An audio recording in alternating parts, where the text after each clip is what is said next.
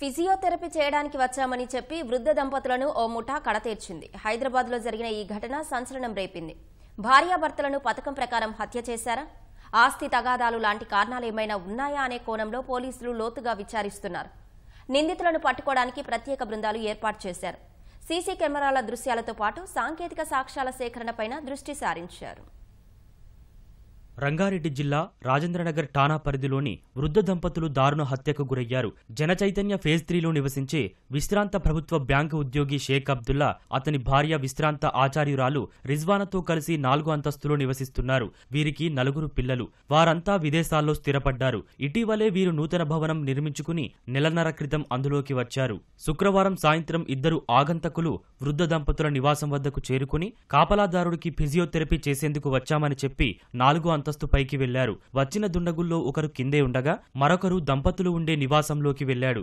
ఇద్దరిలో ఒకరు నెత్తికి టోపీ, మాస్కు ధరించి ఉండగా మరొకరు బోర్ఖా ధరించి ఉన్నట్లు సీసీ కెమెరాల దృశ్యాల్లో గుర్తించారు. వీరిద్దరూ దాదాపు 40 నిమిషాల పాటు అక్కడే ఉన్నారని పోలీసుల ప్రాథమిక దర్యాప్తులో తేలింది. ఇద్దరు దుండగులు ఇంట్లోకి వెళ్లి డబ్బు, నగలు, విలువైన భూపత్రాలు దోచుకుపోయారా అనే కోణంలో పోలీసులు దర్యాప్తు చేస్తున్నారు. వృద్ధ దంపతులు రక్తపు మడుగులో పడి ఉన్నారని, కత్తితో చంపినట్లు ఆధారాలు లభ్యమయ్యాయని రాజేంద్రనగర్ డీసీపీ శ్రీనివాస్ తెలిపారు. షేక్ అబ్దుల్లా ఒంటిపై 7 కత్తిపోట్లు, రిజ్వానా ఛాతీపై 1 కత్తిపోటు ఉన్నట్లు పోలీసులు గుర్తించారు. క్లూస్ టీం సంఘటన జరిగిన ప్రాంతానికి చేరుకుని ఆధారాలు సేకరించింది. ఈ బిల్డింగ్ సొంతంగా కట్టుకొని మిగతా వాటన్నిటిని రెంట్ ఇచ్చి దీంట్లో ఒక డూప్లెక్స్లో ఉంటున్నారు. నిన్న సాయంత్రము రఫ్లీ 5 o'clockకి 2 వ్యక్తులు వచ్చారు. దాంట్లో ఒక మేల్గా సస్పెక్ట్ చేస్తున్న అతను ఒక బుర్కా వేసుకొని వాచ్మెన్ దగ్గరకు వచ్చి మసాజ్ చేయడానికి మమ్మల్ని బుక్ చేసుకున్నారు అంటే ఆ వాచ్మెన్ పైకి కాల్ చేసి వాళ్ళ పర్మిషన్ తీసుకుంటాడు. వాళ్ళు పంపిమన్నప్పుడు వీళ్ళిద్దరు పైకి వెళ్తారు.